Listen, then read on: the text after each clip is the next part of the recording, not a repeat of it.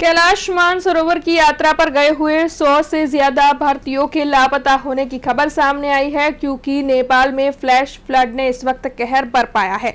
तब इस मामले में वडोदरा के युवा सांसद डॉक्टर हेमांग जोशी ने बयान जारी किया है। जानकारी के मुताबिक प्रधानमंत्री नरेंद्र मोदी ने नेपाल के प्रधानमंत्री से बातचीत कर स्थिति की जानकारी ली है। केंद्र सरकार ने नेपाल को हर संभव जरूरी सहायता देने का भरोसा भी दिया है। तब सोशल मीडिया पर इंडिया इन नेपाल हैशटैग के जरिए मदद की मुहिम शुरू की गई है। वहीं वडोदरा के सांसद कार्यालय ने नेपाल में फंसे नागरिकों के लिए हेल्पलाइन नंबर 7778826034 जारी किया है।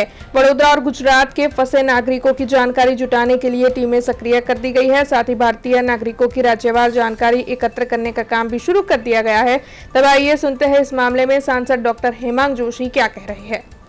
તિબેટની અંદર જે ભૂકંપની પરિસ્થિતિ થઈ, એવેલાન્ચ થયું અને ત્યારબાદ નેપાળની અંદર જે ફ્લેશ ફ્લડની સિચ્યુએશન થઈ, થોડી જ વારમાં અચાનક જે ફ્લડ આવવાના કારણે ઘણા બધા નાગરિકો, પ્રવાસીઓ અને ખાસ કરીને કૈલાસ માનસરોવરના યાત્રીઓ તેઓ અત્યારે લાપતા થયા છે। ઘણા લોકોની જાનહાનિની પણ ખબર ધીરે ધીરે આવી રહી છે। ત્યારે આ સમગ્ર પરિસ્થિતિની અંદર આપણા દેશના માનનીય વડાપ્રધાન શ્રી નરેન્દ્ર મોદી સાહેબે નેપાળના પ્રધાનમંત્રી સાથે વાત પણ કરી છે। નેપાળને સંપૂર્ણ સહાય, પછી એનડીઆરએફની ટીમ ડિપ્લોય કરવાની હોય કે રાહત સામગ્રી મોકલવાની હોય, એ બાબતે પણ માનનીય પ્રધાનમંત્રીશ્રીએ એક ખાતરી આપી છે। સાથે સાથે ભારત સરકારનું વિદેશ મંત્રાલય અને ખાસ કરીને નેપાળની એમ્બેસી, નેપાળમાં સ્થિત ભારતની એમ્બેસી, આ બંને એમ્બેસીઓ દ્વારા પણ સતત સંપર્ક કરી અને ભારતીયો અને પ્રવાસી ભારતીયોની સુરક્ષા માટેની ચિંતા વ્યક્ત કરાઈ રહી છે।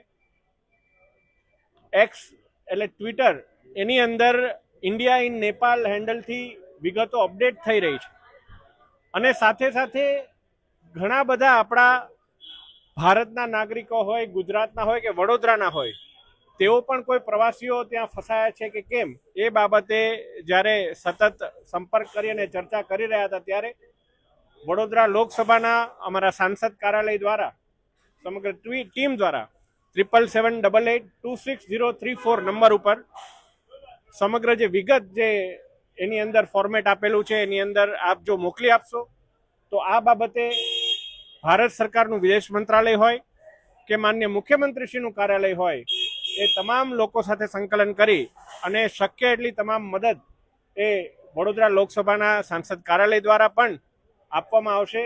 એ બાબતની હું આપના માધ્યમથી વડોદરા લોકસભાના સર્વે નાગરિકોને હું અપીલ કરું છું। હાલ જે પ્રકારે સમાચાર મળી રહ્યા છે ને અમારે પણ જે પ્રકારે વિદેશ મંત્રાલયના અધિકારીશ્રીઓ, ગુજરાત સરકારના અધિકારીશ્રીઓ સાથે જે વાત ચાલી રહી છે, ત્યારે સમગ્ર પરિસ્થિતિ અત્યારે ડેવલપિંગ સ્ટેજમાં છે। માહિતી એકત્રીકરણ અત્યારે ચાલી રહ્યું છે અને અત્યારે જે આપણી પાસે માહિતી આવી રહી છે, એની અંદર અત્યારે માત્ર ભારતીયોની માહિતી આવી રહી છે। એનું વર્ગીકરણ રાજ્યો વાઇઝ કરવાનું હજુ બાકી હોવાથી આપણે કોઈ પર્ટિક્યુલર રાજ્યનો આંકડો આપણી પાસે આવ્યો નથી, પરંતુ 100થી વધારે ભારતીયોના લાપતા થવાના સમાચાર એ આપણને મળી રહ્યા છે। हमसे जुड़े रहने के लिए हमारे YouTube चैनल को सब्सक्राइब करें और नई वीडियो की नोटिफिकेशन के लिए बेल आइकॉन को दबाएं।